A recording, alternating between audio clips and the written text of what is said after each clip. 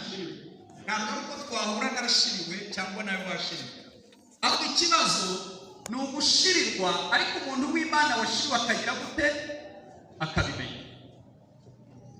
Narababaye ngira n'agahinda kenshi ndimo nkurikirana Eliya yabaye umunyembaraga ku kigero ufite abandi bahanuzi bahanura muri kino gihe, ariko iyo ubigenzuye usanga abantu bafite imbaraga nk'iza Eliya muri kino gihe ni bakeya. Yabaye umunyembaraga pe, ahanura ibintu bikomeye kandi abihanurira umuntu waguye. Umwami wa Isiraheli yari amaze imyaka 22 yaraguye, afite umugore witwa Yezebeli, yarazanye n'abahanuzi ba Bayali n'abatambi ba Bayali n'abashera 450 basangiraga ku meza yabo. Guhanurira umuntu waguye kandi azi ibintu by'Imana yanaguca igihaha, ariko Eliya yari afite imbaraga ziri ku rugero, amubwira ngo yewe Eliya, nkurikije ibintu wakoze n'ibyago wateye Isiraheli, fasha umwanzuro ko nta muri zagwa muri iki gihugu. Ibyo Eliya ibyo bihe yabigezemo agira izo mbaraga. Bibiliya ivuga ibintu bikomeye, habaye ibihe bikomeye by'amapfa n'inzara. Igihe kiragera Eliya atumira umwami, aramubwira ngo ndashaka Abisiraheli bose duhurira ku musozi, kugira ngo nitugera ku musozi duhamagare Imana iri busubirisha umuriro araba ariyo Mana, kuko Abisiraheli baheze mu rungabangabo kandi bashaka ko muvamo. Uyu mugabo ntiyari umunyembaraga, umugabo utumira igihugu cyose, kandi usomye Bibiliya usanga ari umwimukira. Ntabwo yari umuntu afite gakondo, yari umwimukira wita ishuri. Ariko Bibiliya iravuga ngo abatumiye abajyana ku musozi w'i Karumeli, yari wenyine bene da, ariko imbaraga yari afite zatumaga kusanya igihugu cyose. Uyu ni Eliya ndimo ndababwira. Bibiliya ivuga iki? Iravuga ngo igihe kigeze bageze ku musozi w'i Karumeli, arababwira ngo dore uko tugiye kubigenza: murubaka igicaniro, mushireho igitambo, musukaho n'amazi, muhamagare Imana yanyu. N'imanuka igasubirisha umuriro, nanjye nzayikurikira. Imana iri busubirisha umuriro araba ariyo Mana. Kubiririmba no kubibwiriza biranyerera, ariko kubikora nk'igikorwa bifite imbaraga zikomeye. Bibiliya iravuga abahanuzi ba Bayali na Shera bahamagara Imana. Reka mbabwire akantu navumbuye. Namenye ko Imana ishobora kwemera ibintu bigakora, ariko igihe Imana yagambiriye gukora, ibyakoraga ntibishobora gukora, kuko biba byamaze gutahura ko Imana ishobora kuza gukora. Haleluya, haleluya torero. Ngo barangiza bahamagara Imana yabo Bayali. Ngo bigeze mu masaha y'ikigoroba, Eliya ngo arabasuzugura cyane, arababwira ngo Imana yanyu ishobora kubizerera, nimuyihamagara, ishobora kuba hari ahantu igana. Imana yanyu ishobora kuba inafatwa n'ibitotsi, ishobora kuba isinziriye, nimuyihamagare, muyibwire, muyikangure ize. Ngo barike bagura, amaraso aratemba, ariko Imana ntiyasubiza. Eliya ngo arangije agezweho akora ibintu bikomeye. Arabanza asana igicaniro cy'Uwiteka cyari cyarasenyutse, akoresheje amabuye 12 ya Isiraheli, imiryango 12 ya Isiraheli. Amaze kugisana akora ikindi kintu cyiza, arababwira ngo nimusuke amazi, ahamagara Imana mu isengesho ry'amasegonda 57. Mana ya Ibrahimu, Mana ya Isiraheli, Mana ya Isaka, uyu munsi bimenyekane ko ari wowe Mana, nanjye umugaragu wawe unyumvire. Bibiliya iravuga ngo umuriro uramanuka, utwika igitambo kirashya, utwika umukungugu, utwika n'umucanga. Bari bamaze imyaka 22 badapfukamira Imana, ngo abagabo barapfukama baravuga ngo Uwiteka niwe Mana, Uwiteka niwe Mana. Uyu mugabo ni umunyembaraga. Haleluya, haleluya, haleluya. Ndabizi ko muza kunyumva neza, muranyumva. Uyu mugabo yari umunyembaraga. Eliya wasimbukira abahanuzi ba Bayali 850. Ikigero cy'imbaraga yari afite ni igisimbukira abahanuzi 850. Ngo arabica bose, amaze kubica baroha mu kagezi ka Gidironi. Amaze kubaroha mu kagezi ka Gidironi, arashirirwa ntiyabimenya. Akora ikosa rikomeye ryo gutahana Nahabu ntabwo ari Yezebeli, ni Yezereli.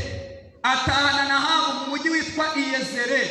Ntabwo ubundi yari gutaha, yari kujya imbere y'Imana akavuga ati bya bindi nari ndimo nkora niruka ku bahanuzi ba Bayali, amasengesho nasenze, umurimo nakoze wamazemo imbaraga, nashiriwe nyongeramo imbaraga. Akamera nka Samusoni akimara kwica abantu igihumbi b'Abafilisitiya, ngo yaguye umwuma arabimenya, aravuga ngo Mana ko nguye umwuma Abafilisitiya bakiriho, aho sinza kugwa mu maboko y'abatarakebwe. Bibiliya iravuga ngo Imana iramwumva ifukura iriba ryitwa Inehakori, anywa amazi ashira inyota, arongera arahaguruka arakomeza.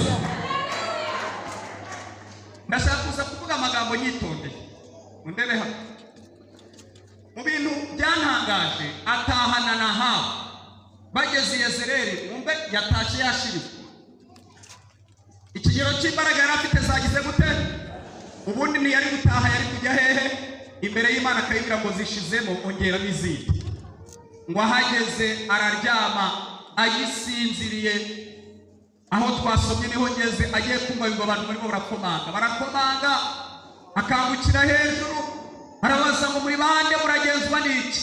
Baramubwira ngo twebwe dutumwe n'umugore witwa Yezebeli, aratubwiye ngo natakwica Imana ze zirimuhari ndetse bikabije. Narababaye, kababwira ibintu byambabaje kandi byitondeye. Icyambere kirimo gitangaje muri izi nkuru, Eliya yatinye ibirutwa cyane n'ibyo yigeze gutinya. Ngo yahise n'amagambo gusa, Yezebeli ntiyaje, nta basirikare yamutumyeho, yamutumyeho intumwa gusa, urugambo, amagambo gusa. Eliya ngo ayumve, ngo aratinya, aravuga ati arayica. Suko ari yatigeze kuba umunyembaraga, suko atigeze gutinyuka n'ibikomeye birenze amagambo ya Yezebeli, ahubwo nuko bimusanze mu gihe cyo gushirirwa. Ngo atera intambwe, aravuga ati ubu ngubu rero aranyica. Afata icyemezo cy'abanyabwoba, ngo ahita ahunga, ajyana umugaragu, ngo amenya yuko umugaragu ashobora gutanga amakuru y'aho yagiye kwihisha. Uwo ni Eliya, mwumve Eliya wa mbere, mwumve na Eliya wa kabiri, bombi ni Eliya, ariko baratandukanye kubera ikigero cy'imbaraga bafite. Bibiliya iravuga ngo arangije, ngo arahunga, asiga umugaragu agenda urugendo rw'umunsi wose mu ishyamba. Ngo ageze munsi y'igiti cy'umuroteri, bene data mundebe hano babwiye, asenga amasengesho afite amatika akomeye. Amasengesho Eliya yasenze ntabwo yari yarigeze asenga mu buzima bwe, ariko kubera ibihe byo gushirirwa arayasenga. Mana, ntabwo ndusha abasogokuruza ubwiza, icyabimara nuko napfa. Arimo asenga, munyumve neza, ndashimira mu ijuru. Ntabwo bajya bumva ibintu byose dusaba, ahubwo badusubiza ibidukwiriye. Ikintu gikomeye mu ijuru, ntibumva ibintu byose dusaba, kuko hari n'ibyo dusaba n'amatiku. Iyo baza kumva ibintu dusaba, abarokore benshi ntabwo bakiriho. Hari n'abantu basengera abandi nabi. Turi mu kinyejana kibi, mundebe hano, turi mu kinyejana kibi, aho gukundana ari itegeko ry'Imana, ariko kubana bikaba amahitamo. Ntabwo wanegeka ko kubana ni amahitamo, ariko gukundana ni itegeko ry'iki? Imana ushobora gutumira uyu muri anniversaire cyakuye, we nkakureka kandi ubyumva. Usabwa kugira ikigero cy'imbaraga cyo kuririmbana nanjye nubwo nta gutumira. Ese muranyumvise? Turi kumwe? Gukundana ni itegeko ry'Imana, ariko kubana ni iki? Undebe hano baganiriza utuntu mutari kuzi. Mu mujyi wa Kigali, yewe ngenda ahantu henshi muri Rwanda, harimo amavuta y'uburyo butatu yemewe. Iyo utayafite ntutunga imbaraga, ucika intege, urananirwa. Babwira amavuta ya mbere bari kwemera ni agafaranga. Muvuge ngo agafaranga. Nagiye mbibona, ngiye nigisha amakorari menshi, nkura n'amakorari menshi. Hariho n'igihe umuntu aza kuririmba muri korari kubera ko afite agafaranga, akajya repetera kwa perezida anywa na ji ya korari ko yashatse gusinziriye. Turi kumwe? Ubwo ni imbaraga z'iki? Ni imbaraga z'iki? Icya kabiri nitegereje muri uyu mujyi nabonye, ni ukubura umuntu ushobora kubareberayo. Muvuge ngo kubareberayo. Abanyamujyi kubera ibibazo byinshi bafite, bakeneye umuntu wikoza akabareberayo, kavuga ati irambwiye ngo umwana wawe ntabwo ari gupfa. irambwiye ngo umugabo ntazagusiga. Uwo muntu n'umwe watagira agafaranga bamuhera mu gikombe kinini nk'icy'umushyitsi ukomeye, kubera ko agira gute. Ariko hajemo n'ivangirwa kubareberayo, bituma rimwe na rimwe abantu babipirata, kuko abareberayo abandi bafite ubuzima bagenda babaha udufaranga, bagenda babaha utuntu, bagenda babigenza ukuntu. Hari abantu b'abanebwe b'abazayifu badashaka gusenga, bakeneye umuntu bareberayo gusa. Ubundi mu bantu bagize ingorane, hari igihe natumiwe n'abantu b'abakire bafite bife icumba, bashyize n'ibyo kurya hariya. Ndabwiriza umwe yafashwa agahita ajya gufata ji akavuga ati hanura mukozi Imana yaraguhamagaye. Turi mu kinyejana gikomeye cyaho umuntu bareberayo nayo n'andi mavuta yemerwa mu mujyi. Murangurikiye? Rimwe na rimwe ugasanga kubera ko abantu badakeneye gusenga, kandi narabisomye mu ijambo ry'Imana, iyo umuntu adashaka kunywa amazi y'amariba yifukuriye anywa ibiroho. Kubareberayo urabipirata. Nge wakuriye muri ADPR ngasenga ishyamba rikaba kuva ku myaka waguye uragenekereza ugira gute. Abo bantu barimo barandebara. Uyu mukecuru murebye amatama murabona atari n'ibiryo. Kuba amasezerano wamuha ntabwo ari ay'umuceri, ni ukumwohereza i Burayi, shakira i Burayi, kamuhagurutsa ukamuteresha haleluya 3 cyangwa agataha gusa. Kubera ko kubareberayo abantu bamaze kumenya ko mu bikene barimo barabipirata, niho abantu bashoye imbaraga zabo. Ayo ni amavuta ya kabiri yemewe muri uyu mujyi. Amavuta ya gatatu mu ndebe hano, abaririmbyi ndabizi ko bafasha. Ni uko ufite ijwi ryawe ukaririmba ku buryo umuntu ufite umujinya aseka, atari uko yakwemeye ijwi kabisa. Ugahera muri soprano wasoreza muri baritoni wafunga agahita yisetsa. Bigeze kugira umuntu wacu Nyarugenge yararirimbaga mw'abantu, yararirimbaga akamanura mikrofone yayizamu. Rimwe ari ku cyumweru nyobora amateraniro iwacu, baramubwira ngo naririmba, araririmba, abajene bose barabyina, ariko akagira amanyanga menshi. Iyo yaririmbaga twese twaramubabariraga, batubwita Imana ikwezi kubera ijwi gusa. Ariko yasubira mu buzima busanzwe akagira amanyanga. Murangurikiye? Nta rubuto na rumwe ari kumushakira, ariko yafataga mikrofone. Abo rero nabo ntibarepeta cyane. Kuva Kirehe ukageranya Kabwende baririmba mu makorari batarepesa ibisi. Nzi n'amakorari muri uyu mujyi adashobora gupfa kukwakira. Urumva agafaranga nta kugira, ntubareberayo, nta n'ijwi ugira, uragira ngo bakwemere n'ibiki. Bwira mwene Songore Kamatiku, nubwo nafashwe n'umwuka wo kubaganiriza nk'abasaza b'abacu Nyarugenge, ariko Imana ifashe mu byuma. Ese murangurikiye? Ibyo ni ibintu byemerwa muri iyi si. Ntabwo bakwemerera icyo uri cyo, bakwemerera icyo ufite. Iyo rero ntacyo ufite ntabwo bagira ngo urarwara ugakira ugatora imbaraga ku rusengero ukabona nta n'ufite gahunda yo kugusuhuza kandi bazi ko barwara. Iyo rero udafite imbaraga washyira urangwa ubivamo, urivumbura, ureba abantu bose ukabona n'abantu bapfuye batari bazima. Imana idufashe kandi Imana itugirire neza. Eliya rero murimo muranyumva, agira munsi y'umunota y'amasenga amasengesho arimo amatiku. Mana we, icyabimara nuko napfa. Ndashimira Imana. Imana ifite imbaraga zo guhembura umuntu urwego rwose yaba aranegekayeho kugeza ahembutse.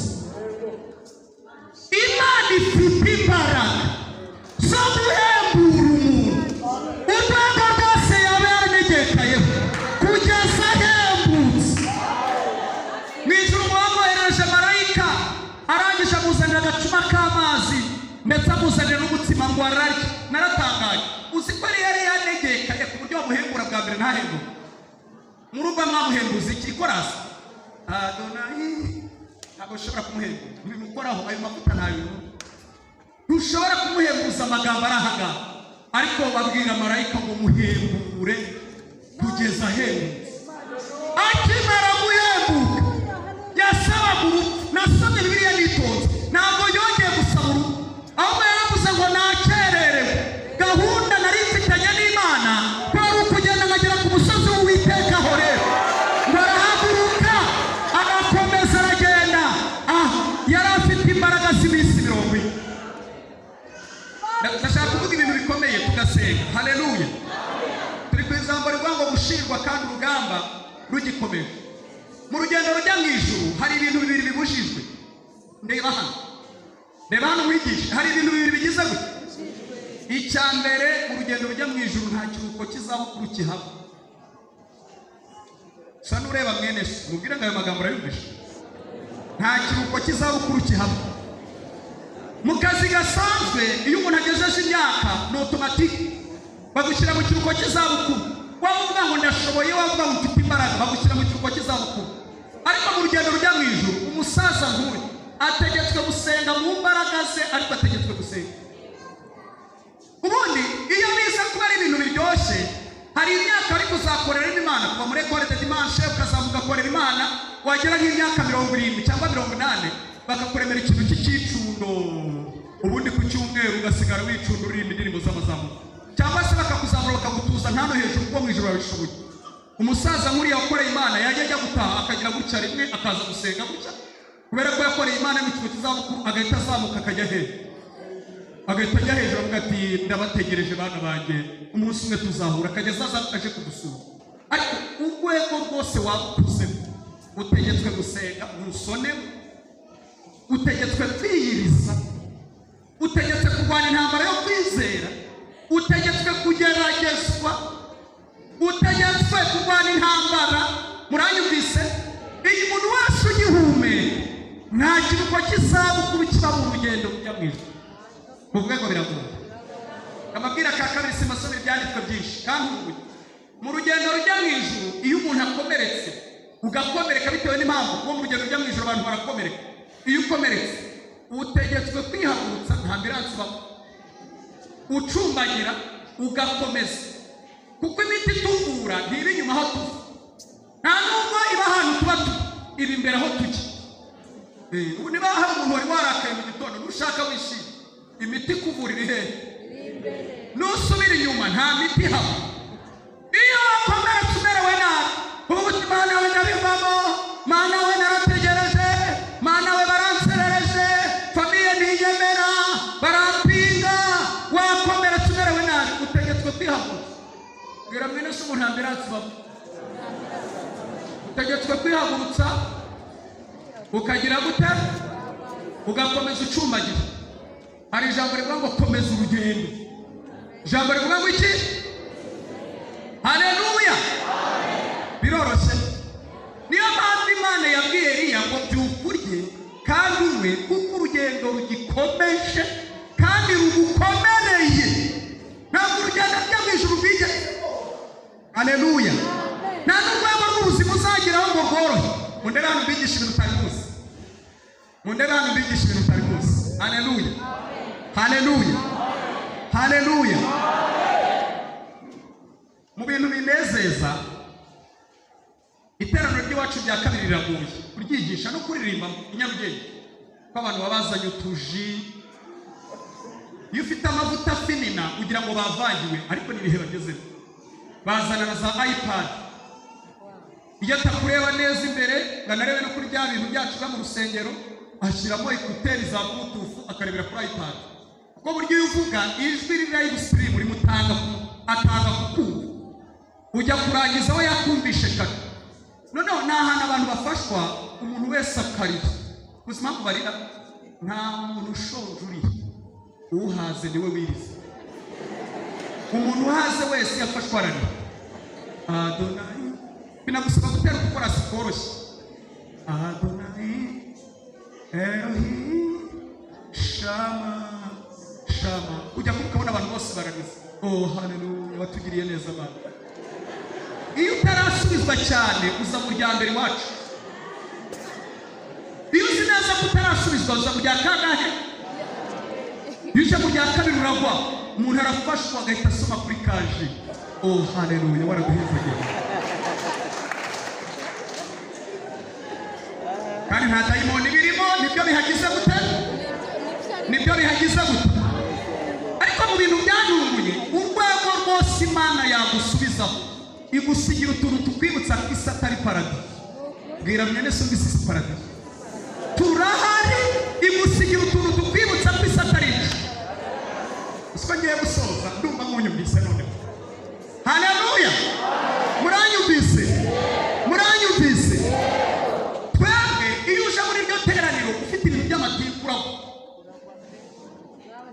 nta muntu ajya gushima Imana atari yashima akabanza akarira. Ndagushimiye Mwana, Imana yarakoze. Waba usaba Imana umucera amarira akava. Waba waraye dogoro yibwira uti wamba bari ukamba amafaranga y'itike y'umwana amarira akava. Amarira yaza bene data, yaza. Turi ku ijambo rimwe ngo gushirirwa umuntu akiri ku rugamba. Bwira mwene so ngo imenye, uhindukira umubwire neza ngo imenye.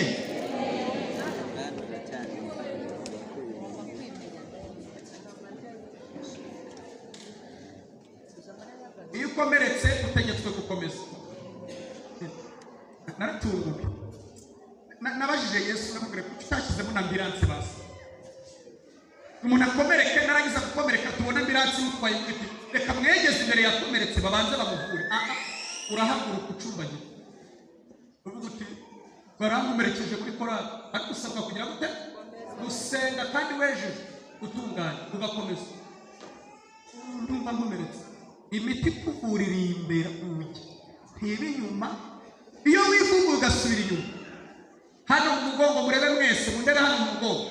Bibiliya iravuga Imana yatwambitse agakiza nk'ingofero iduha gukiranuka urangurikiye nk'icyuma gikingira igituza, iduha kwizera nk'ingabo, ijambo ry'Imana nk'inkota, iduha ukuri nk'umukandara, iduhereza inkweto z'ubutumwa bwiza bwiteguza. Byose bihagaze ku masengesho yo mu mwuka. Ibyo bintu Imana yaduhaye nta na kimwe kiri mu mugongo. Umuntu usubiye inyuma Satani aba abonye uburyo bwiza bwo kumurasa. Iyo wivuguye ikabivamo.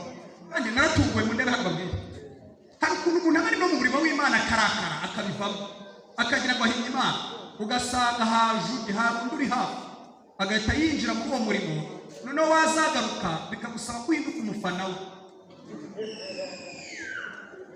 Ndabona gutangira, reka ntabwo urugero ngo baririmbire bo babyumva. Ushobora kuba uririmba neza ukagira ibibazo ukagira intambara, ugakomera ukavuga ibivuyemo ukabivamo. Noneho wabivamo wagenda wazagaruka ukazasanga uwagusimbuye wowe barimba mu Kinyarwanda avuga n'Icyongereza, afite ijwi none araririmba ibintu bigakomera, bakagusaba guhinduka umufana we. Urumva ni wowe ufite mikorofone none uhindutse iki? Iyo umuntu yivumbuye agasubira inyuma ntavurwa, nta n'ugakira, arushaho gukomereka kuko Satani aba amubonye urwaho. Kandi turi mu kinyejana kibi, abakristo bivumbura bafite uburakari. Nakoreye Imana, Imana yavuganye nawe, Imana yakoranye nawe, kubera iki ntaye muri uyu mujyi? Ndeba hano babwira ikintu cyantunguye. Mu bihe byashize nagiye kwigisha couple 400, imiryango 400 y'abantu batabyara. Bwari bwo bwa mbere ubundi amarira Imana yarayakamuye iyamaramo. Ndira mfashijwe, harira niyo mbonye umuntu unduta mu myaka ntafite ikintu cyo kugufashisha nibwo ndira. Ibindi nta na kimwe kingize, nta na kimwe kigira gute. Ubutesi bwose nari mfite Imana yakoze sindabaho guhamya uyu munsi. Noneho njya kwigisha couple 400, imiryango 400 y'abantu batabyara, batanga ubuhamya sasa. Umwaka azageze maze imyaka 3 ntabyara, kandi bari bambwiye ngo nze kwigisha amasaha 2 n'igice, maze imyaka 3 ntabyara. Undi agahita amuvugira ngo tubonita twe tumazitara.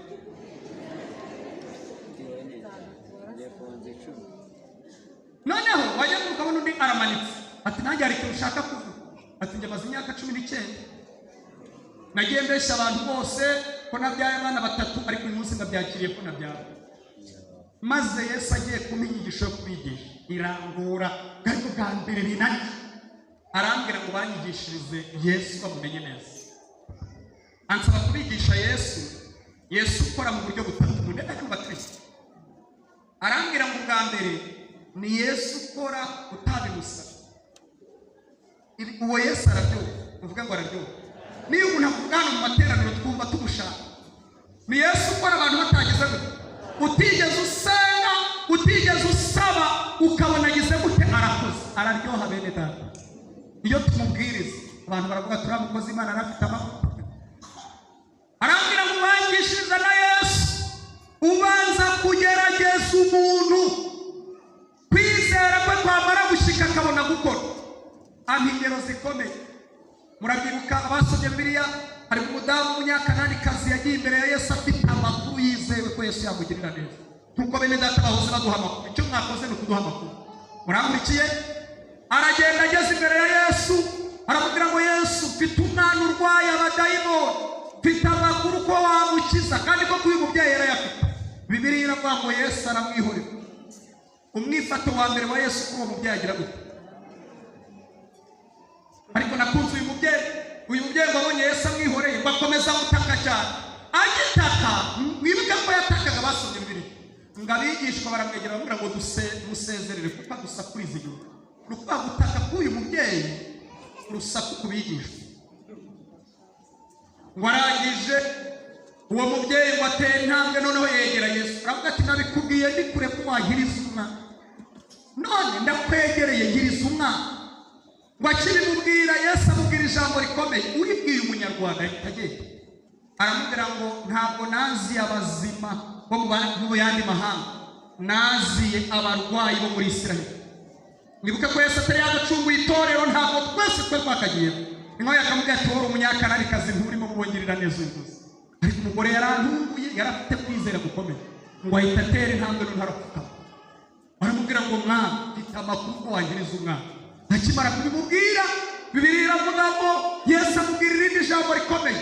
Hari ijambo nshaka ko mutahana mwese, kandi muritahane.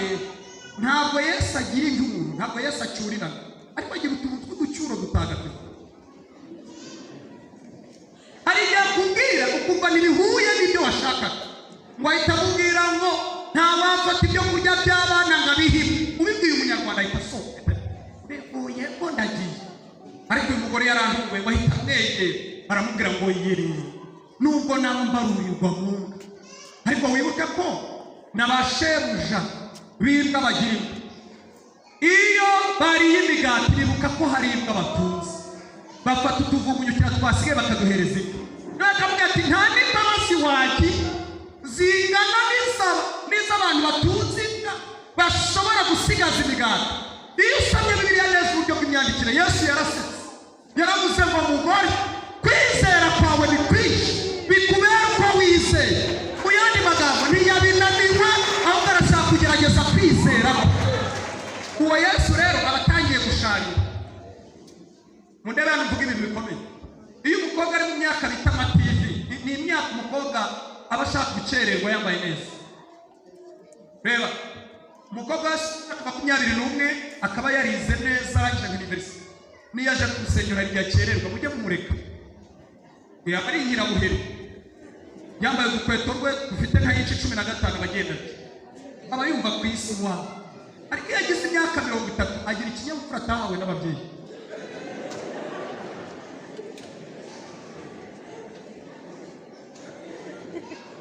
Ese muranyumvise? Turi kumwe bene data? Umuntu wese wigeze kugiraho ubuzima gake, n'impumuro y'umuretira mugerageza, aravuga ngo ukuntu binuka, nuko yarazi uburyohe bwabo. Bakundwa bene data, Yesu banza kugerageza abantu babona kore, abantu benshi bamukunda, ariko hari igihe abikora, hari igihe akunyuza muri iryo rero. Mbabwire rero Yesu uburyo bwa gatatu kuvuga ngo burakomeye, nta nubwo tumwigisha n'abakristo badakuze. Ni Yesu kwima icyo waba ukeneye n'abantu bagusabira, muvuge ngo burundu. Abona mundebye nabi, ambabwira keza. Ni Yesu kwima icyo abantu bagusabira, bashobora gupfukama bakarira bakagusabira, kandi akakikwima burundu. Abantu basomye Bibiliya muzi Yohana Umubatiza muramuzi. Ubundi usomye Bibiliya neza usanga ari mubyara wa Yesu, ni mubyara wa Yesu mu maraso. Urumva atarafite akantu ko kurisha. Icya kabiri, ni wowe wamubatije, yashoboraga no kurakara agahita amutenga ati ndaguhagaritse. Urumva yoroshye mu buzima bwa Yesu. Ni nawe wasuhuzanije na Yesu bakiri mu nda za ba nyina, barahoberana, ibyishimo bigaragarira muri ba mama babo. Umunsi umwe bamufunga Yesu ari kubwiriza. Nasomye Bibiliya ngo ndebe umwifato wa Yesu, niba hari seragize n'ubwoba mu magambo yavuze Yohana yafunzwe, habe ngo arangize baramufunga. Abahanga baravuga ngo ntabwo Yohana Umubatiza yahise amutuma, ngo yari azi ko azibwiriza, akurikije ko ari mubyara, akurikije ko ari wamubatije, akurikije ko basuhuzanije bakimwumva. agiye kubona Yesu yibwirije ngo mutubabigishwa yarakaye, aragenda aramubwira ngo nimumumbarize niwe cyangwa dutegereze. Bene da gushirirwa ukiri ku rugamba ni ikosa rikomeye cyane. Mu kanya ndaje nsubiza. Amaze kumutumaho, Bibiliya iravuga ngo abigishwa bageze aho Yesu ari, barababwira ngo nimurebe ibintu nimunakura, abarwayi barimo barakira, ibintu bihabanye n'ibyo Yohana yashaka. Abarwayi barimo baragira gute? Ubu rero hari abantu mwirakaje uvuga ngo naje gusenga, ariko sinkeneye kuvuga, ngo nkeneye gukora. Imana ntabwo ari kuri FM 96 urayifite gufungura uko mushaka nuko mufunga. Iravuga n'igihe umuntu yapfuye Imana ibavuga. Kandi kavuga ubwo ntabwo atangara Imana. Imana iravuga n'igihe habaye ibyago n'amakuru Imana iravuga. Ntawe itinya, ntawe yihabya, ntawe yitera ubwoba, irabizi ko ariyo Mana yonyine. Haleluya. Haleluya. Bibiliya iravuga ngo arangije ababwira n'akantu gakomeye, arababwira ngo mugere mubwire ngo hebuwe ibyanjye bitazabura. Reba rero kubibwira abantu batabyara. Imana irangije irambwira muri kubivuga nabi, babwire ko harimo abo nabonye fatara abakandida mu butumwa ba. Mu bintu byankomeje ndahagarara rero ndirega. Imwuka mbwiye rero ndirega. Nyirana avuga ati Jean Paul simukimufasha. Muri mwebwe bari bafite PhD holders, bari bafite doctora benshi, bari bavuye muri East Africa, Burundi na hano hatandukanye. Ndababwira ngo hari abantu Imana yabonye mutara abakandida beza bo kuyihekera abantu. Barandeba n'uwarusinzire yakangutse n'uwariraga hano gateka numve bimbaye. Ndababwira nti hari igihe Yesu afata icyemezo cyo kwima umwana burundu, abandi bose babona wamurera ufite inzu uzengurukamo n'imbwa yawe n'injangwe yawe, ariko Imana ikabona utapiriye umuntu.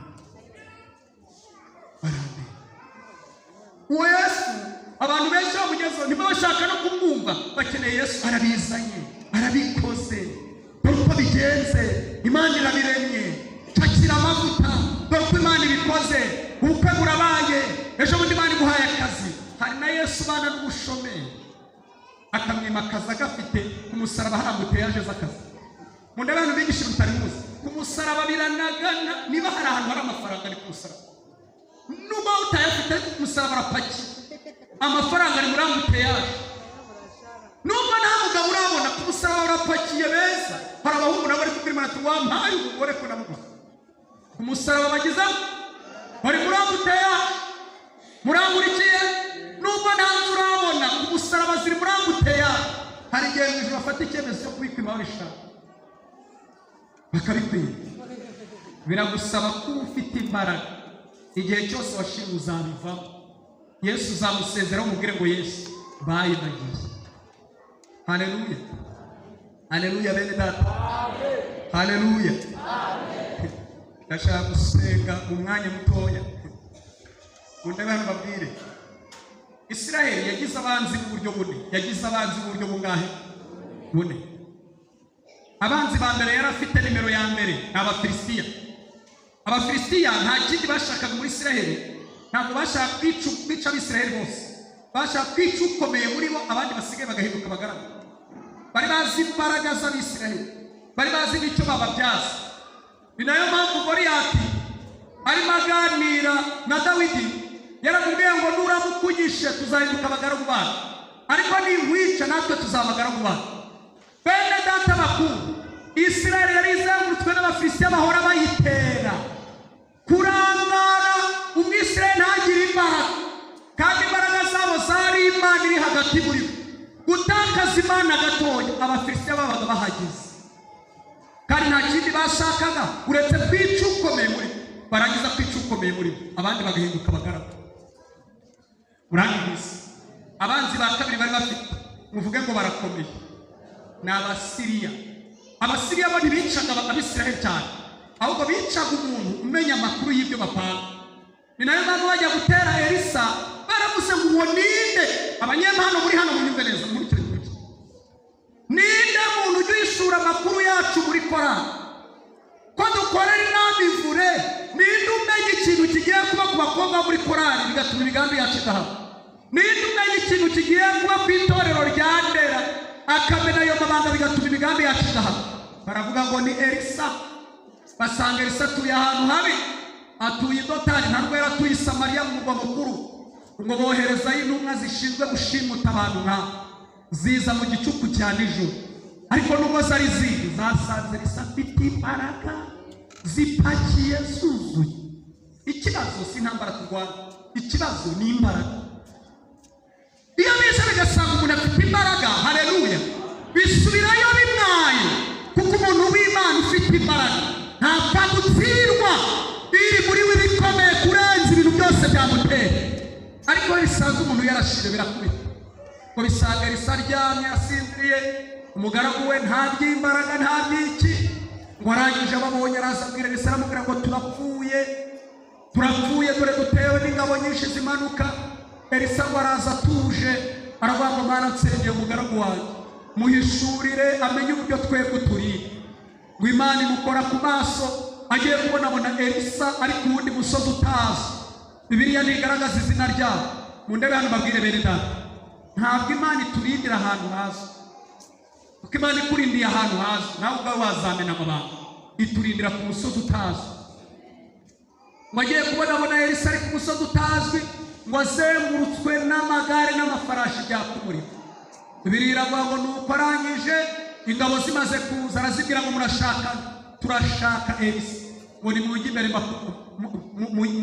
ngiye kubajya imbere mu nkurikire. Ngo abajya imbere baragenda bageze i Samariya, ngo bisanga hagati bamaze gufatwa. Kuva icyo gihe kugeza n'ikindi gihe ntibongeye guhangara Isirayeli bapfa kuyitera. Tugoswe n'itsinda rinini ry'Abasiriya kandi rishaka umuntu wese w'umunyempano. Nuvuga ngo dudu riramushaka kandi ririmo rirahekenya. Muri iyi minsi ririmo rirahekenya, rimaze abantu, rigenda rimara abantu mu buryo bwinshi butandukanye. Itsinda rya gatatu ryo ryanteye ubwoba ni Abamowabu. Abisirayeli bahanganaga n'Abamowabu. Abamowabu nta kindi bakora uretse guhumanya. Ntabwo bakwica, baraguhumanya ugatakaza agaciro wari ufite mu maso y'Imana, kandi barimo barakora bameze nabi. Mwibuke mu Kubara 25, Baramu yabajije Baraki yabajije Baramu, aramubwira ngo ko twabavumye bikananirana ndabikoranye. Aramubwira ngo kuva Imana ikiri hagati muri bo ntiwababasha, kuva imbaraga zikirarimo ntiwababasha. Icyo twabakorera, tegura abakobwa bambaye neza nk'abari mu gihugu cyabo, baze batumire, basambanire umuntu, banywe barye n'inyama zaterekereje. Nibamara gukora iryo kosa, Imana irabiyica. Kandi niko byaje kugenda. Uvuga ngo niko byagenze.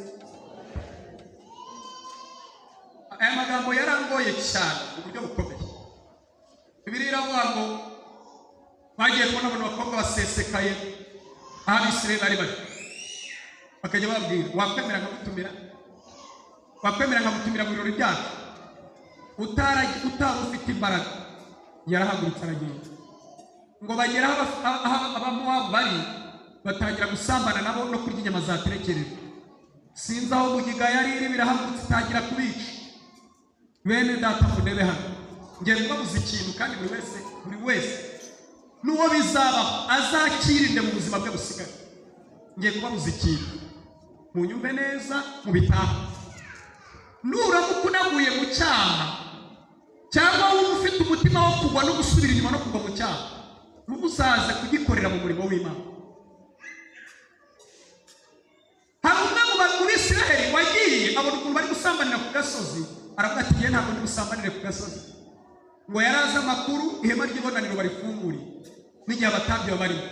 Ngo arangije afata umukobwa w'Umidiyanikazi, ngo amuzana mu ihema, ngo bitazamenyekana hanze ko yasambaniye mu rugerero rw'Abamowabu. Ngo akimuzana mu ihema, ngo asanga ba Feniyasi na ba Mose bari ku muryango bari kuririra abantu bagiye. Ngo arangije ngo areba akinjiramo, Feniyasi ishyaka riramufata, ngo afate icumu yavanye mu Egiputa, intwaro ye yari yarahagurukanye yari akifite. Ngo arasimbuka arabacumita, ngo rirangije rirabahinguranya, mu gihe birashize. Mu ndebe hano mbigisha, mu makosa muzakora mu buzima bwanyu bw'agakiza, ntimuzigere mutangiza ibyaha bishya mu murimo w'Imana. Imana ifashe, Imana ifashe. Haleluya, haleluya. Gushirirwa kandi urugamba rugize gute? reka mvuge ibintu bitatu byonyine gusenga. Murambaza muti urugamba rurakomeje. Urugamba rurakomeje ndetse rurakomeye. Urugamba rurakomeje ndetse rugize gute? Mundebe hano tuvugana aya makuru. Mu rugendo rw'Abisirayeli harimo uduce dutatu banyuzemo dufite imiterere y'uburyo butatu itandukanye. Ni nayo nsorezaho tugasenga. Ahantu hambere muvuga ngo hararyoshye hitwa Elimu. Abasomye Bibiliya mu gitabo cyo kuva, Elimu bahageze basanze amasoko 12 n'ibikindo 70. Bisobanuye iki? Bisobanuye ko umuryango wa Isirayeli wanywaga amazi utabyigana n'undi. Ni cyagiye umukristo agira ubuzima akanabusagurira n'abandi, biraryoha we. Ariko iyo araba kuko buri rwego rushya rugira ubudayimoni mushya. Elimu impamvu haryohera abakristo ni ukubera yuko urumva ahantu unywa amazi utabyigana n'undi. Ni cyagiye umuntu aba afite ubuzima mu rugo, kandi namwe ndabifuriza ko bibabaho, ni ibintu biryoha, bakaguhamagara ngo winurye kubera ko uzi neza ko ibiryo batari bubimare. Ukabwira uti ndabana iki? Ni uko uzi neza ko ibiryo batari bubimare. Aho ni ahambere araryoha. Aha kabiri hakomerera abakristo ni ahitwa Imara. Imara Abisirayeli bahageze bahasanze amazi asharira. Ni cyagiye umukristo agira ubuzima afite ugasanga nta bishime, ugakora akazi udashaka, ugatura muri karitsiye udashaka, ukambara imyambaro udashaka. Murangurikiye? Noneho iyo utabaye maso uhora mu buzima bwo kwitotora. Mana kubera ikigenda gutya, Mana kubera iki turya gutya, Mana kubera iki rigenda gutya, Mana kubera iki bikorwa gutya. Abantu bari Imara akenshi bahora mu buzima bwo kwitotora iyo umuntu atabaye maso. Kandi ko Imara harashaririye, umuntu aba bifite ariko bigize gute? Bitaryoshye, bisharira. Ahanyuma rero niho hafi bageze hakabera habi, nahitwa Refidimu. Refidimu haragoye, nta nubwo ajya amasengera abakristo ngo babasabe. Barahageze basanga nta mazi ahari, habe n'umukino wo kugama izuba. Kugira ngo umuntu w'i Refidimu abone amazi nk'igikenerwa shingiro cyo mu butayu, bisaba yuko Mose akora igitangaza. Babaza, uri umugabo muri uyu mujyi wa Kigali, hari ibintu biri kugenda bikwirakwira, ariko rimwe na rimwe wakwita ugasanga mu mwuka si, ariko mu buzima usanga ugasanga nibyo. Mbaha amakuru bavuga ko muri uyu mujyi wa Kigali umugabo utagenda n'ibihumbi 20 aba atuzuye neza. Basi kuri mobile money ugomba kuyafite. Ariko mu bintu byantunguye, hari Imana yemera gufata ubugari ikamushyira Refidimu. Ahari byakubera ko Imana yakoze iki? Igitangaza. Ubwo buzima burasharira. Ariko n'igihe abantu bose bakuzeyuka bakaze bava uruzu, ibaze perezida umuntu akubwira turuzu. Kandi ko umugabo udafite akantu biragoye ko atanga n'ibitekerezo. Niyo bitanze baravuga bati turarondogora. Kuko umuntu ufite akantu burya ntabwo avuga amagambo menshi. Ari ugira gutya gusa bagatangira gutekereza ibintu bigiye kuvuga. Ijambo uvuze rihinduka umwanzuro. Ariko umugabo utagira akantu muri Refidimu ni igikomere gikomeye. Ni igikomere gikomeye mu muryango. Ikindi cya kabiri mu ndebe, umubyeyi uri Refidimu ntabwo bakugira amarebe. Nubwo babuze kwikuza neza, ko bazi neza ko utazi aho babigurira. Nukuti kuki nta muntu ugira amarebe, nawe nyine menye icyabaye. Ntabwo bakugira amarebe. Impamvu nawe bakugira amarebe menye icyabaye. Refidimu hakomerera abakristo, kandi mu rugendo rujya mu ijuru ako gace karimo ko kubaha Imana kugerageza guturisha, ugatabaza kagira ngo mwami uzaza ryari, bizagenda bite? Mu ijuru bakabaho ni igihe cyo kukugerageza ngo tukubyaze icyo dushaka.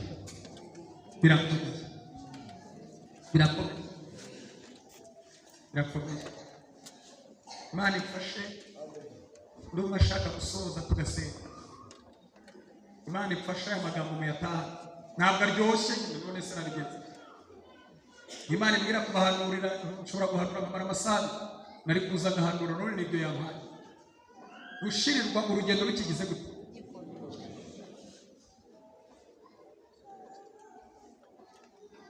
Refidimu ni habi cyane, nta muntu n'agaciro. Niyo ufite ubwenge, niyo uvuga Icyongereza urakivuga bakumva ntacyo. reka nivugire muri korali nizo nshuti zanjye cyane. Muri korali ntabwo bazakubabarira ngo nikure FDM, ugomba gutanga umusanzu ku gihe. Dore ukuntu mundeba. Ntabwo bakubabarira, baravuga ati muzana umusanzu. Iyo uri FDM ugatangira kuguta nyamara Imana yarampamagaye. Imana yaguhamagaye igomba kukwerekana ikimenyetso kugira ngo abantu bafashwe. Kandi hari igihe FDM ikikwiba. Murangurikiye hariya mu bice bya hariya ntabwo ndi buhabwe. Tugira amakorali ushobora kurepeta imyaka 5 batarakwakira kandi uwo mwazanye barakwakira. Hari umuntu umwe yingiye ati Jean Paul kuhura nabo wagiye ubambwirira bari abantu bakareka kubapagana. Barabanza bakaza kugusura bakareba ukuteka. Embizi neza. Bakareba ukuntu uteka. Uko uteka birabereka n'uburyo uzakorana n'umurimo w'Imana. Barangiza kureba ukuntu uteka, murangurikiye? Barangiza mu byumve neza bakakubaza icyo ukora. Iyo utangiye uti sindabona akazi, barakubwira ati harandi makorali ari iyo ngiyo hirya. Mbese uko bakohereza hirya. Kandi wari uje ufite iki? Amavuta. Wari uje ufite ibihe byiza. Noneho ntabwo bakwirukana nk'abantu bari, barakureka ukarepeta. Ukagize ukarepeta ukabona uwo mwarepetanye baramwakira. Utuwe bakwakiriye ryari? Nawe akakwima amakuru. Abarokore turi mu gihe kigoye. Nudatunga imbaraga FDM murimo ntabwo uzayishobora. Ese murangurikiye? Haleluya. Iwacu haba akantu kabi njyambabwira n'abakristo bacu ko ari kabi. Mundebe hano nkababwire. Twebwe mbere yo kubwiriza babanza kureba uko wambaye. Kandi ni mu mujyi hose ntubanza kubireba. Wari umuntu uri kuvuga ati kiriya gikaruvati ntabwo kijyanye n'ikote. Kandi koko nabyambaye mbishaka ntabwo bijyanye. Muranyumvise? Noneho bamara kureba ukuntu uhagaze bati rero bose baguhanze amaso. Ntabwo wacu waduteresha haleluya ngo bazakire batarafasha. Haleluya. Banza ubwirize haleluya ntazo dukeneye. Iyo bafashijwe barazitera. Turi kugenda kwinjira mu kinyejana aho Kristo asaba kuba afite imbaraga ngo ibihahagazemo azabisohoke atanduranije ataguyemo, kuko turi mu kinyejana gikomereye abantu, gikomereye abantu. Imana ifasha. Imana ifasha. Haleluya. Haleluya bene data. Iyo umuntu rero atunze imbaraga, ansoze gusenga. Iyo umuntu atunze imbaraga, haleluya. Iyo umuntu w'Imana atunze imbaraga azifite kweli. Hari ibintu nasomye mu ijambo ry'Imana byantunguye. Iyo umuntu atunze imbaraga azifite ziri muri we, ni imbaraga zimushoboza guhamya ibyo yemera nubwo ikinyoma cyaba ari cyo cyemewe. Ni imbaraga zagushoboza guhamya ibintu wemera nubwo ikinyoma cyaba ari cyo kivuze gute. Nagize umugisha wo guterana n'abantu bose, reka mbivuge. Muri iyi minsi Imana yandishuye umwuka cyane cyane mu bakobwa, urimo ugendagenda abakobwa barukura cyane ko mu mujyi cyane bahe murimo mundebe hano. Murabona turi mu kinyejana kibi cyaho gushaka nabyo byaje n'imibare, kandi koko ni iyo birebye ku ruhande rumwe rw'imyumvire gushaka byaje n'iki? Umusore araza kukureba ukabanza ukamubara ukavuga uti nzajya ngenda n'igitsi. Haza undi ufite imodoka utuwe nzajya mpamagara inyama muri busheri nicaye mu modoka. Urumva abantu babiri ukuntu bari kwishushanya, umwe ari kubona agenda n'amaguru, undi ari kubona ahamagara inyama muri busheri kandi yicaye hehe. Yarangiza umukobwa ahita avuga ati nemeye uriye, ufite imodoka, ufite n'inzu, ibintu bikagenda neza. Hano hanze rero hari umwuka mubi w'abana w'abasore baza bafite utuntu, kandi maze kubibona muri uyu mujyi. Akaza we nta kintu, kubera ko hari ihame rivuga ngo kumanura ijipo y'umurokore byoroshye kurenza kumanura ipantaro y'umuntu utarakiza, kuko washyira mu bwenge. Agahita akakureba uririmba. Murabizi ko abasore b'abakristo n'ubuzima twiberamo bw'intambara nta bintu byakeye. Unaririmba neza ntakubwire ngo waririmbye neza. umusore agahita kwa approachinga mu mvugo nziza, yambaye neza, asa neza, waririmbye neza, ndeka bikora ntabwo ureba, waririmbye neza. Urumva kuva ku kajambo uri mu butayu nta muntu ukakubwira ubu turangamutima tugize gute, ukavuga wow, twari abana bavuga neza ngo turirimbana muri korali ukuri bampugura gusa, wambaye nabi, manurisha ipo yirabutya, uwo musatsi wawe, none mbonye umuntu umbwira ngo waririmbye neza, ndagura kwampa nimero yanyu nkazajya bahamagara, mwakora concert agahita yohereza 50. Namenye ko ari concert muririmba amavuta. Igihe cyagera mu ndebe hano ndimo navuga ibintu bikomeye nubwo mkoresha imvugo wenda zishobora kuba zigora. Igihe cyagera akaguhamagara ndashaka ko tuganira, mugahita munakundana kuko nta cyabura nawe nta cyubura, mwarangiza gukundana akabibwira tante wawe cyangwa akabibwira tante wawe, ejo yaragize akubwira ati uzaza kunsura, kagakobora ko ntabwo tujya gusura abahungu muri geto, akubwira ati ndabivamo. Urumva yabibwiye tante, wabibwiye marene, ukareba ukuntu ari bubivemo, ukijyana nk'intama bagiye kubaho. Uri utegereje Nyabugogo, nega moto yitege ndayishyura, umukobwa murokuru ukabona agiye nk'intama bagiye kugira gute, yagerayo abahungu baramenyereye kugira n'abakobwa barokora, akamwambura icy'agaciro akamusigira izina ko ari umukobwa, yajya ahagarara Satani akamubwira ngo ntabwo ukiri umukobwa uri nkore koga, yaririmba amavuta ye ntazamuke n'umwuka uhanura. Imbaraga iyo zije zituma umuntu ahamya ukuri nubwo ikinyoma cyaba ari cyo cyemewe, umuntu arahagarara akavuga ngo ngewe ndi umukristo, nzahora ndiwe mu bintu byose ngeze kugira ngo, kandi turagenda twinjira mu kinyejana gifite ikinyoma, aho umuntu ashobora kwemera kubaho ubuzima bw'ikinyoma akabubamo, ariko umuntu ufite imbaraga niwe uzahabwa ukuri nubwo ikinyoma cyaba ari cyo cyemewe. Icya kabiri kugira ngo nsoze, icya kabiri, haleluya haleluya, ni imbaraga zidushoboza kuba mu buzima bukakaye igihe Imana yabyemeye, umuntu akabuvamo atiyanduje. Ni imbaraga zishoboza umuntu kubaho mu buzima bukakaye, umuntu akabuvamo atiyanduje kandi ubuzima bugize. Iyo umuntu atazifite uhinduka umwesikoro, urabeshya. Hariho n'abigira bajya mu kataribo bagatangira guhanurira abantu, bakubwira atari kuzana ituro kugira ngo agire gute abeho. Iyo rero umuntu afite imbaraga, ni imbaraga zidushoboza kuba mu buzima bukakaye. Reka mvuge kuri Daniyeli gatoya, yaranejeje cyane. Daniyeli yagize ibihe byiza by'ubuzima, yateye imbere vuba nk'uko tubyifuza, yarize, yiga mu ishuri ryiza, bamuha akazi i Babuloni muri kapitali mu mujyi, ariko igihe kigeze Nebukadinezari ava ku ngoma, hima umuhungu we witwa Berushazari, ntiyamuha akazi, ahinduka umushomeri. Berushazari ntiyamuha iki? Mwari muzi ko hari igihe Imana yemera gutaruka umuntu wayo, ikagutaruka 2020, ikagutaruka abandi ikabatabara, we ikagutaruka. Daniyeli abaho muri ubwo buzima bukakaye, ariko ijambo nakunze, Daniyeli yari afite imbaraga.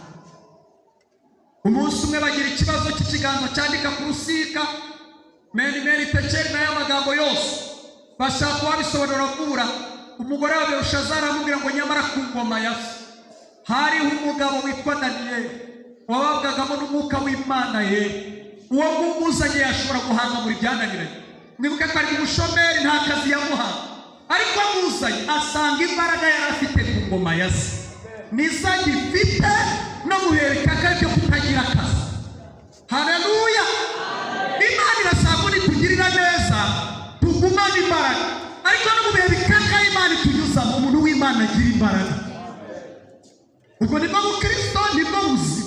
Nutazigira ukazigira gusa wari isombe n'umufupa n'inyama, igihe cyagera Imana wanyura mu bihe bikakaye ukabivamo, ubuzima bwawe buzahora buvangavanze.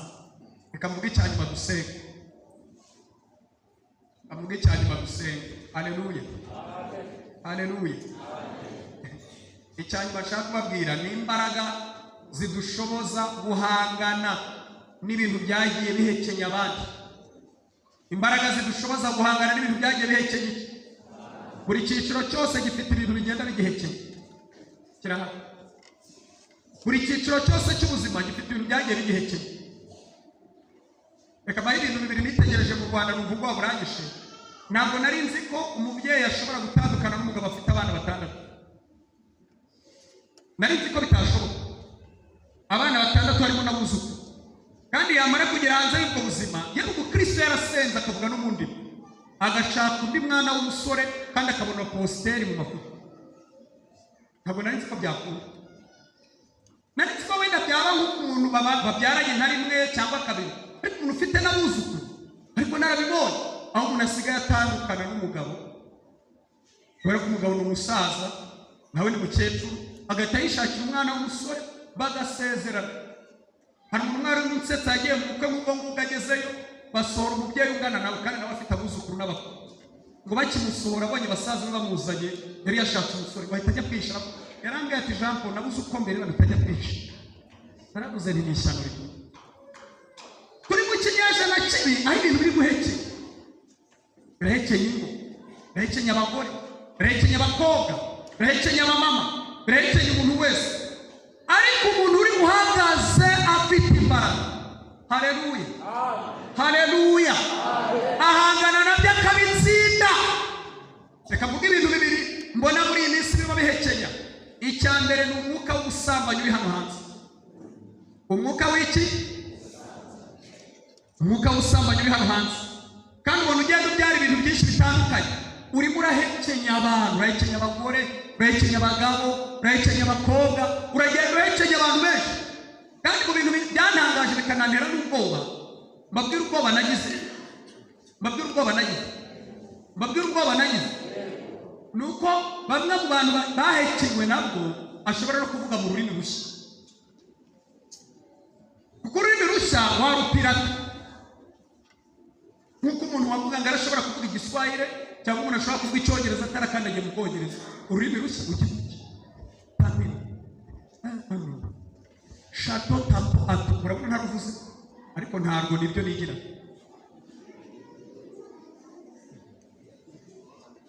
Hano hanze hari ubusambanyi buri guhekenya. Utari umunyembaraga biraguhekenya, birahekenya abakobwa, birahekenya abasore, birahekenya abamama n'abapapa, birahekenya ingo, abantu bagashwa. Hari akantu ushaka kubakuramo hano, Yesu ashimwe, kandi nakabwiye n'abandi bakristo. Mu masezerano Imana itanga habamo no kubyibuha. Mwarabibonye namwe abantu bato nkanjye mbitse amasezerano yo kuzabyibuha. Uhanuriye umuntu ko azabyibuha mwashwana cyane umumama. Ko turi mu kinyejana isivuga ko izi taye zacu zigezweho. Kera twari mu gace k'abantu bagenda ukagira ngo turagaruka, ariko zigezweho. Abantu bazikorera siporo, bakazinywera tangawizi n'indimu kugira ngo bazigire. Siko bimeze, abantu bose bakeneye mu nda ze. Ariko hari ikintu cyantunguye mu Mana, Bibiliya iravuga ngo umukiranutsi azabyibuha. Ni ukuvuga ko kubyibuha ni umwe mu migisha y'iki? Niba ari inyama Imana yateyeho hari igihe ugabanya bikanga, ahubwo bikajya byiyongera. Mfite umuntu w'inshuti yanjye yari afite ibiro 106, yasenze amasengesho y'iminsi 7 ngo ibiro bigabanuke, agiye kwipimisha asanga hiyongereho 5, kandi amaze iminsi 7. Ibiro Imana yongeye kubw'impamvu z'inyungu z'ubwami ntiwabigabanya ngo bikunde. Turi kumwe bene data. Iyo rero umwuka w'ubusambanyi ugeze mu bashakanye, umuntu areba umugore we akabona yarabyibushye yazanye ibicece, akaba ataye forume. Ubwo ari kureba abana b'abakobwa bari hano hanze nyine bagenda kuri gahunda. Turi kumwe. Umwuka w'ubusambanyi uraniga abakozi b'Imana, uraniga abantu batandukanye, ariko umunyembaraga ntuzawutsinda. Reka mvuge ijambo rikomeye. Dawidi yari afite imbaraga iwabo batazi na Isirayeli itazi, ari mu ishyamba hagati ahantu intare n'indubu zangiraga abantu. Bibiliya iravuga ngo intare n'indubu yasimbuka igafata umwana w'intama, nawe yarasimbukaga akayicakira, yarangiza akayivutagura, yarangiza akayica umwana w'intama akawusubiza mu mukungu. Imana irasaba gutanga imbaraga ngo ibintu biri kuruma abandi we n'ibikwegera ubisumire uvutagure ukubite hasi. Ngiki kigero cy'imbaraga dukeneye. Naho ibindi ni rojorojo.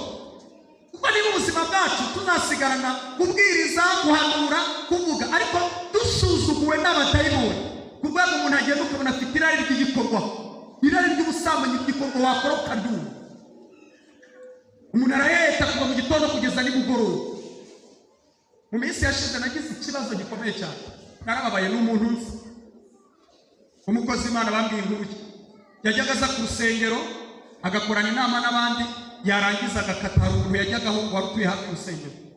Umunsi umwe rero asanga y'umukristo bahagaritse, amusanga muri urwo rugo, ahita afata icupa rya byera ararimena, ari mu kubita muhanga, aramubwira ati barampagaritse birazwi, nanjye ngiye kuguhagarika bimenyekane. Ati usize abandi ukatiye hano, kandi abantu ntabyo bari bazi ko yajyaga mu ndimi. Nanjye niyo namubonaga ari umunyamwuka, ariko amavuta ye ntayashidikanya, nkumva yanjye nayo nibiho. Aribaza ariko se kuki amavuta ya mwene data nanjye bidahura? Navuga ngo ni njye ufite ikibazo, nta turangihana. Umunsi umwe rero atabandi ku rusengero akatirayo. Satani ariko arasuzugura ku rwego umuntu ashobora kuba afite abana 6 agakunda umwana ungana n'uwo. Ibyo bintu mwabibonye aho umuntu ashobora gukunda umwana w'imyaka 19 afite abana barengeje imyaka 19. Hari imbaraga ziri kuruma ziri guhekera, ariko Imana irashaka kuduha imbaraga torero ry'Imana ku rwego tubifata tukabikubita hasi. Haleluya. Imbaraga za kabiri zimo zirumane nazo nsorezaho tugasenga, ni imbaraga zitwa ikinyoma, kubeshya. Kugira gute? Hari umuntu w'umukozi Imana twazanye mu modoka nari ngiye Kibagabaga, abeshya ari mu modoka afite Bibiliya, kandi abeshya pasiteri, umupasiteri wamuhamagara. Yaramuhamagaye cyane ati ugeze mwene data ko mutegereje Kimironko, maze iminota mutegereje ko ntuyibatsinda. Bari tumanuka Nyarutarama twerekeza Kibagabaga. Aramubwira ati ndageze pasiteri, abantu bose mu modoka wambaye ikote. Nahise nishe isura rero, nahishe isura ngo batandeba nanjye rero nambaye ikote. Bakavuga ati niko bameze, n'aba niko bageze gute? Hari umwuka w'ikinyoma aho umuntu ashobora kukubesha ukibaza niba ari umuntu w'Imana cyangwa ari umuntu wapfuye. Gushirirwa kandi umuntu akiri ku rugamba. Imana ibanereje.